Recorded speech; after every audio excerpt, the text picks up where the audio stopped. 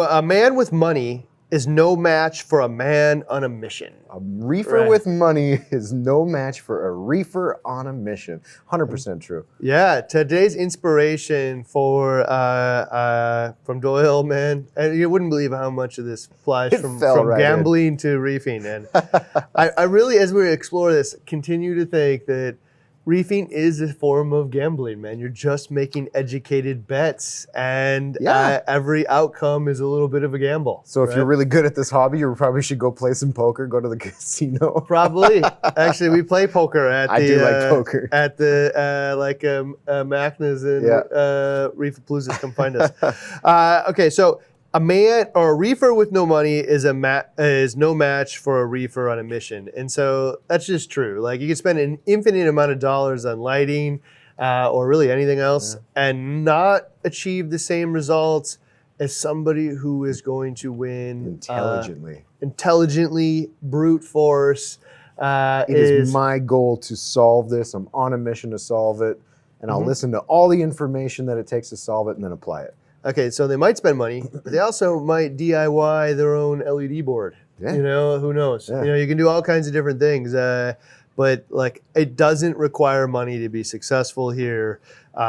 You can just choose to do it through a sheer amount of wisdom and intelligence. You could figure out the light that works terrible at 8 inches, install it at 24 inches off the tank, and just make it work. All right.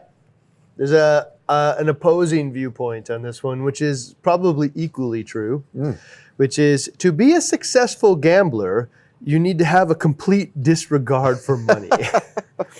All right, so I think you can replace the word reefer again, man. Yeah.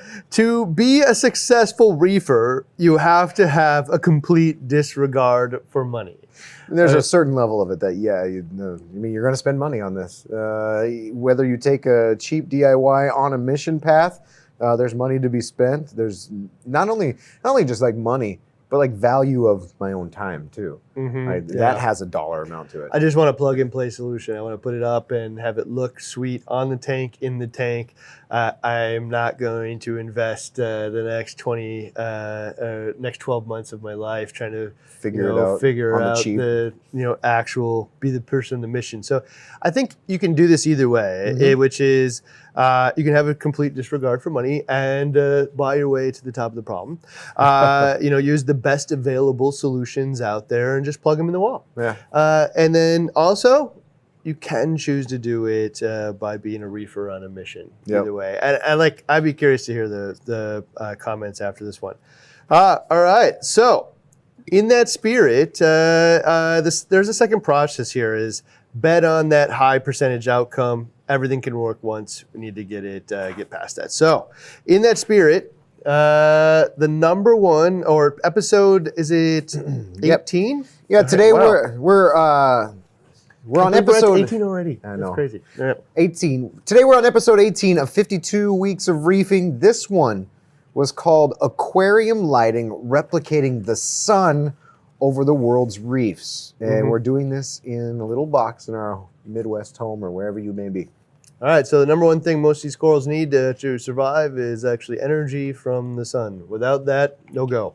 All right, so we're emulating that, and there is a core belief here.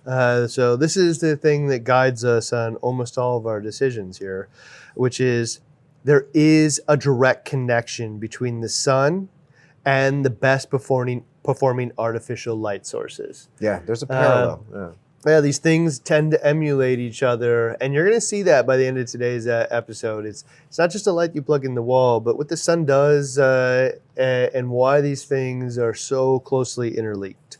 So, in that spirit, what matters most? Yes. Number one. This is the one that is really hard for people to grasp. Yeah. So the first thing that matters most when it comes to replicating the sun over the world's reefs is that the sun is the primary light source. No, the sky. I'm sorry, the sky. I read that wrong. Yeah. The sky is the primary light source. So not that little burning ball of gas way millions of miles away. It's actually everything that that light touches before it hits the ground, so the atmosphere. Yeah, and And that's hard for people to grasp, to be honest, that the sky is the light source. And ultimately, obviously, it's the sun that created the light to begin with. Right. But it's the sky, when the light hits the atmosphere, it breaks up the light and diffuses it, and you can see it. From horizon to horizon, it's blue light, right? So there's blue light coming from every angle that is, covering everything that you can see. It's the reason that when I walk out, if the sun happens to be behind a tree, everything isn't pure black. Yeah. It's the reason why the sky isn't pure black looking into inky space. So what happens is the atmosphere breaks up that light and scatters it in all kinds of directions, basically everywhere, and just blankets the earth in light, right? So it is actually the primary source of light, is the sky. There are two other forms of light, though. One is obviously very directional. It's when the sun comes out, it's not behind a cloud, it's in the middle of the sky. Straight in. Nothing is blocking it. It is a very, very, very powerful source of light, right? Yeah, well, even like you said, like cloud cover or midday, early day, it doesn't matter if a cloud rolls through, you can still see. Like an eclipse doesn't even stop the reflection of light to 100% like dark. Mm-hmm. Like this is one of those things too where, and when we started this hobby, everybody thought we were trying to emulate the sun, try to find 2000 par or whatever, right? And now what we know, from not only from finding out what works in a reef tank, in commercial environments, and the most actual hobby environments, what WWC shares, what Dana Riddle shared in the wild, using a PAM fluorometer, getting the rates of photosynthesis, is we found that the corals actually photosynthesize the fastest in the morning and the afternoon. Where the par's about 200 to 350, maybe upwards of 500. Yeah, and where they're not getting directional sunlight pounding upon them. And in fact, when the sun is actually hitting them at midday, they're actually slowing down rates of photosynthesis intentionally and protecting themselves from it. So while people are busy thinking like, oh, it's the sun, we're emulating the sun, it's not, man. It's the sky. And the sky is, like, if you think about the sun too, it's so directional. It's coming from this direction. It's going to hit only this side, and everything else behind it is shadowed. I mean, everything you've ever seen about a shadow tells you it's shadowed behind it, right? The reason that it might not be shadowed is because there's so much illumination coming from the sky as well, lighting everything.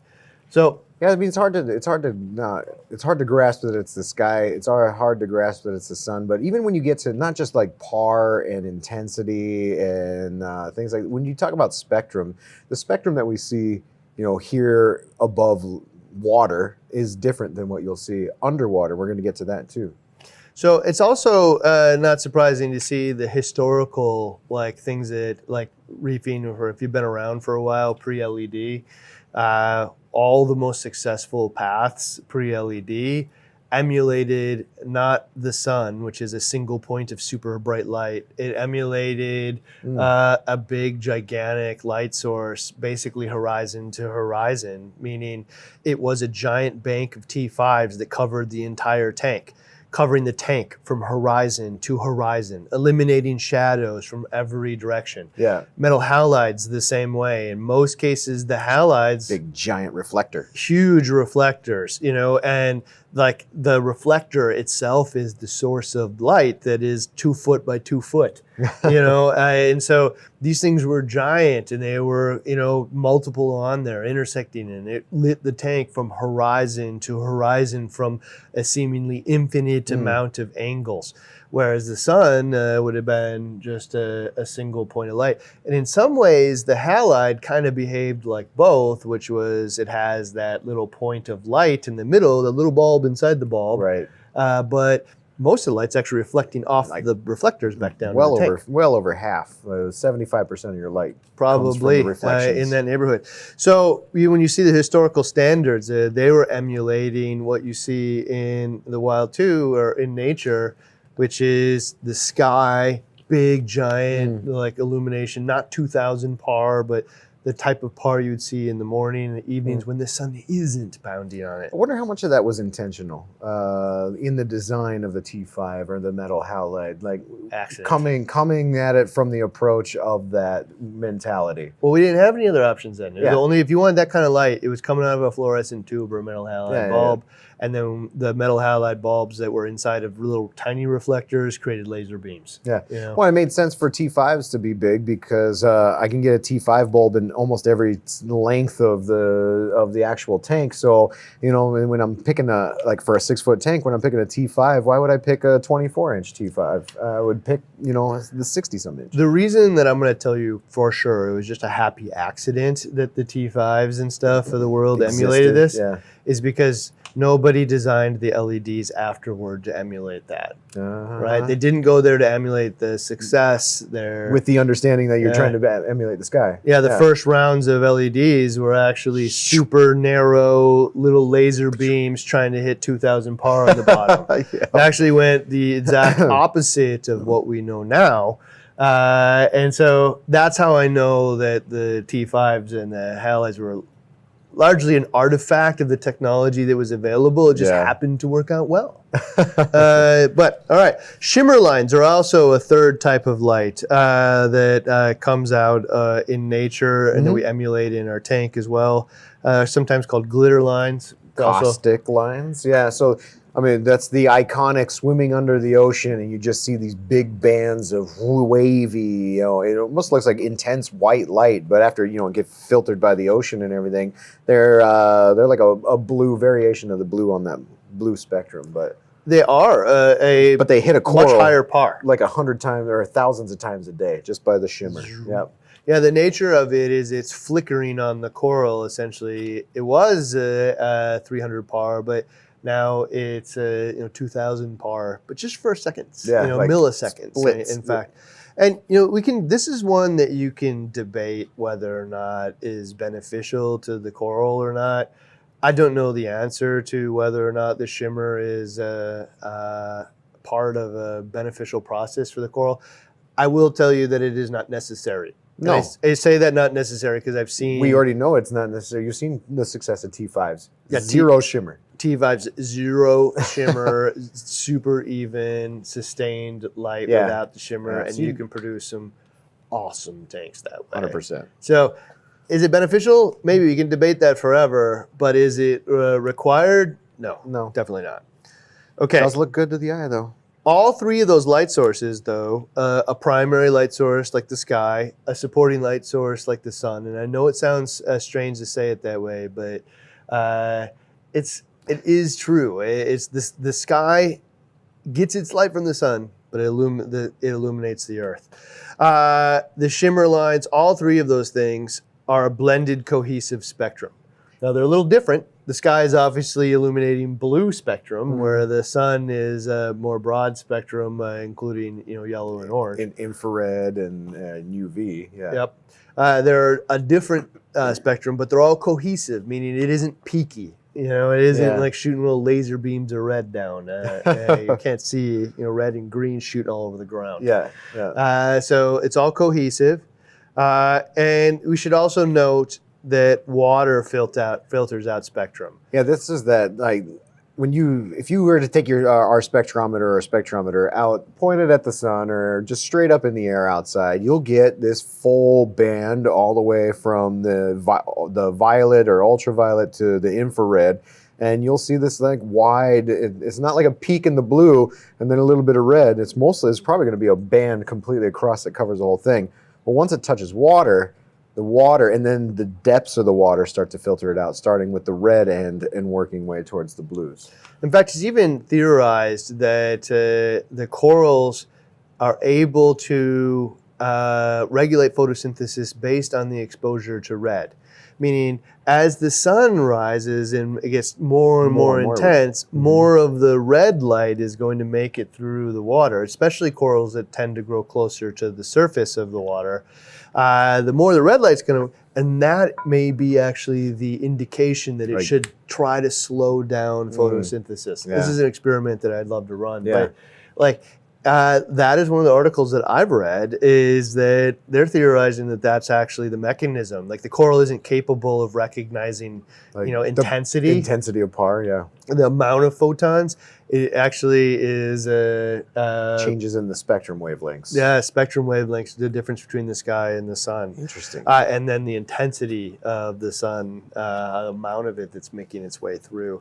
And then the deeper that you go in the water, like very little of the red actually makes it through. And if you're diving, you won't see red anywhere. Everything looks blue. It looks almost like a tank that you're taking pictures of your tank with your phone without the little filters on it. It's just overtly blue. Yeah. That is the way it looks in nature. Well, you try to apply, and then you think about applying that philosophy of the water filtering out the spectrum to our reef tanks. And you look behind us, this is like a 20-some inch tall tank. If we were to put the full daylight spectrum of the sun over this tank, I don't think it's not deep enough water, and it's not like a big enough body of water to actually do this in our own home. So we have to adjust for it and account for it, which is why we see the blue tanks here. Yeah, so you use bluer lights in general for that purpose in many cases, because like 6 inches of water isn't going to have the same effect not enough to as filter. the ocean. Yeah. All right, so that's what matters most, and I'll just kind of do a 30-second recap. What matters most when you're thinking about it, and in direct relation to the core belief, there's a direct connection between the sun and the best performing artificial light sources. Is the artificial light sources best performing will respect the fact that the sky is the primary light source. We'll respect that the sun is supportive, and ocean flow, by the way, supports that really intense, like getting rid of the oxidants and helping to slow down the photosynthesis. Shimmer lines may look cool, but be more. And the three have a cohesive spectrum. So the hard lessons, though, that we've learned are significant in relation to replicating the sun over the world's reefs. Yeah. Hardest lesson learned is that shadowing is the biggest setback our industry has faced. So with the adoption of new technology, LED specific, shadowing wasn't an issue before. When you have coast to coast, horizon to horizon light like a T5, big giant reflectors like metal halides. As soon as I start putting all that light in a form factor that doesn't spread it out into a big giant source of light, now we're talking about if you were to eliminate the sky and only have the sun, there would be like this beam straight down, which means I have shadows everywhere except for where that beam is shining down. And now when it comes to a coral that can't, like a stick that can't move, it's just kind of stuck here and stuck to the whim of this single point of light going like this and maybe traveling. But in our case, the single point of light is straight down, and everything around this and below it is now shadowed. I mean, I've even seen this in like forests where you go and there's certain trees that grow too fast that are faster than the rest, like pine trees. Yeah. And there's nothing on the ground floor. Yeah. It's outshadowed everything down there, and the only thing that can survive is the fastest growing organism. Yeah. Right. And you see this in tanks too, like the green slimer and big tabling colonies and aphlos. They'll all stuff. grow everything else and Monocaps. shadow them and kill them all down below unless you do something about it. And when I say the sky is horizon to horizon, it's not just left to right. It's 360, man. It's a globe, right? Yeah. It's illuminating the entire sky and sending this light back down. Okay, so shadowing now, in our case, think of it in a couple of different ways. One, like you can literally see it. I mean, we're creating these tiny little pucks of light, and then they're really easy to shadow. Put my hand in it and see the shadow beyond it. We're doing shadow tests now in the lights that we test, and you can see that it shadows itself, its inner workings. You can see it shadows the neighboring coral. Yeah. There's no question. And the reality of it is, if you shadow and half of the light doesn't make it because it's blocked, the coral's only getting half of the energy, and it's super dependent on the other half now as well as flow to get the energy over there. Yeah. And if any of that ever doesn't work, man, that's when you're going to start to see all the die-off happen on that coral. That's where you're going to see the die-off on the base of the coral that's not getting any light. And so if you can get that horizon to horizon, and in our case, even better in the glass box, because the horizon to horizon is going to bounce off the glass and back in. And that's why you can actually see underneath corals, and why in many cases here, we have corals that grow that would look kind of like in the dark, but it's not in the dark. It's light reflected off. It's just not as bright as the rest. But this is this was one of the biggest setbacks our industry has faced, is because we didn't not take into account the needs of that coral and like how the shadows cause less growth in the shadowed areas or even death in the shadowed areas. So when LEDs hit the scene and it was coupled with like more par, more better. Narrow lenses, laser beams into the tank. No wonder a lot of people failed with these lights initially. Par wars made let's get as focused as we possibly can down there. Luckily, we're past that now. But I'm going to say this again because it's a hard lesson, and we say it's the biggest setback our industry has faced.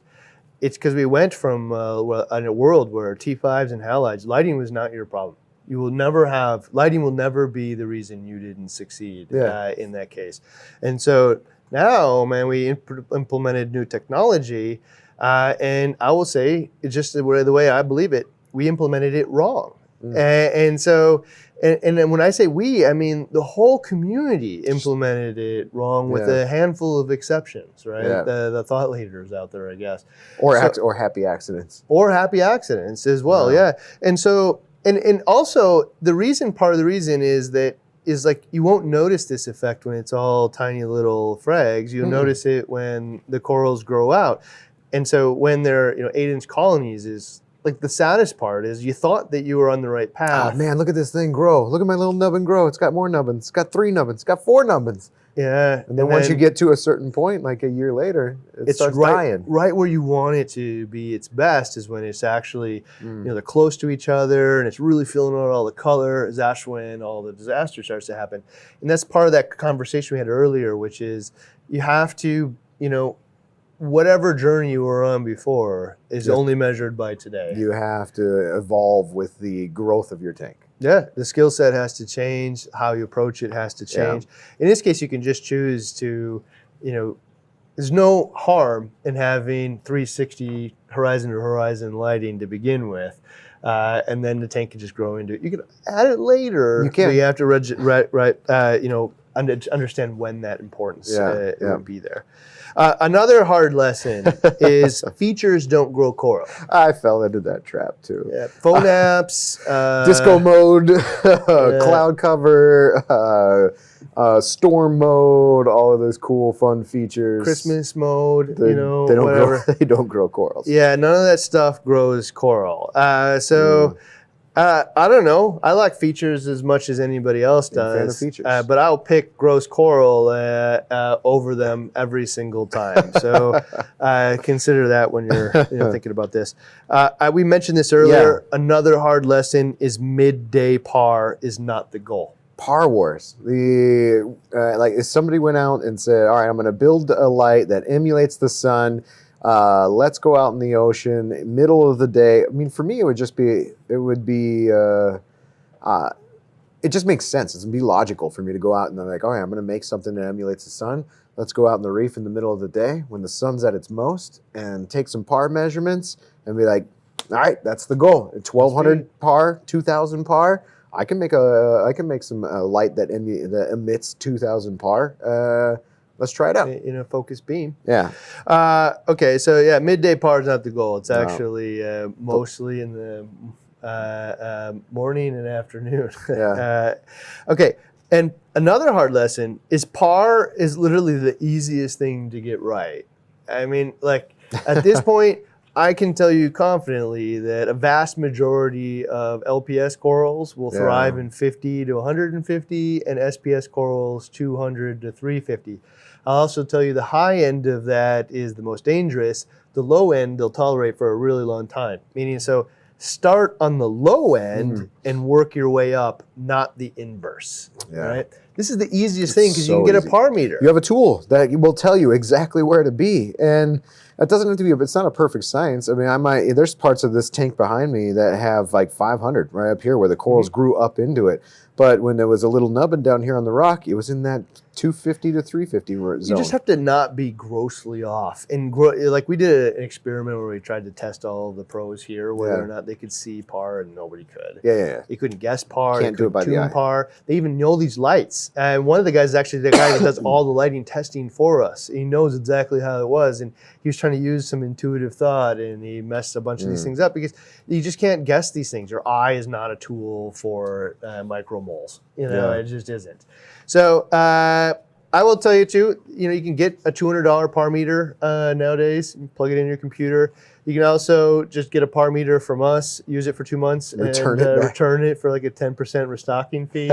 You don't have to pay full price. Yeah, you can 2 months means that you could like use it yourself, tune the lights, give it to your buddy, turn the lights. And we're trying to make it easy here, by the way, if it's not apparent. Yeah. 2 months means you can do anything you want with your lights and get them perfected. You could probably share it with 3 of your buddies, do that, and send it back. And then once you set it, you never have to touch it again. Yeah, then once it's set, dude, you'll never touch it. Send it back to us, pay the 10% restocking fee, call it a day. Is it 10 or is it 20? I forget. I forget. Yeah. But anyway, it's not that much. We're designed to make it easy for you and not have to incur all that cost. All right, another hard lesson is the pursuit. This is kind of like the features thing. The hard lesson here is the goal is actually to grow coral in the tank and keep them alive sustainably and make them look awesome. Yeah. The pursuit of technology is not the goal. So when you're talking about the next lighting technology, plasma versus instead of LED and things like that. Yeah, I mean, plasma came up many years ago. And It didn't do anything. The nature of it is the thought leaders and stuff all want to do new cool things, Oh yeah. And the reality is nobody wants to use old technology on anything in their hobby. You connect it to your smart home and tell Alexa or Google to have it do something for you and this and that. And like what we just goes back to this other one, features don't grow coral. Yeah. But yeah, they do, man. Like the pursuit of technology here is not the goal. It's use the best available technology to produce the best available result. And we're still not all the way there either. There's still some progress on the table to capture, to build a light that does what matters most up here. Mm-hmm. And so we are today going to go through halides, T5s, LEDs, hybrids, all of the stuff in the pursuit of that. But I'm going to tell you right now, I agree with you that nothing so far has 100% done this out of the box. And none of these, a lot of them are good for different things, but none of them do all the things that the average reefer would want out of the box. So there's still room. There's still room to improve. In fact, the biggest thing, I think, if there's one takeaway in all of this in episode 18 here, I would say it's shadowing is that biggest setback our industry's faced. The sooner that the community adopts that and accepts it, the sooner the manufacturers will start producing solutions for that. Because I'll be frank, man, most of them don't want to sell things that like they're afraid you're not going to buy. Yeah. And if shadowing isn't a concern for you, they're not going to make it. We have to have a world where like they're going to produce the things that like people buy, because like you look at the Illumina, that was a big giant grid of LEDs over the tank. I thought it looked slick actually in that aluminum form factor. Yeah. It's really low profile, but nobody bought it. So you look at that from a manufacturer, like these businesses go out of business if you don't buy it. They're not going to take that risk. We actually have to say as a community, we want certain things, otherwise they won't make them. Yeah, exactly. All right, so we got down aquarium lighting, replacing the sun over the world reef, the basics of what we're trying to achieve here. What's next?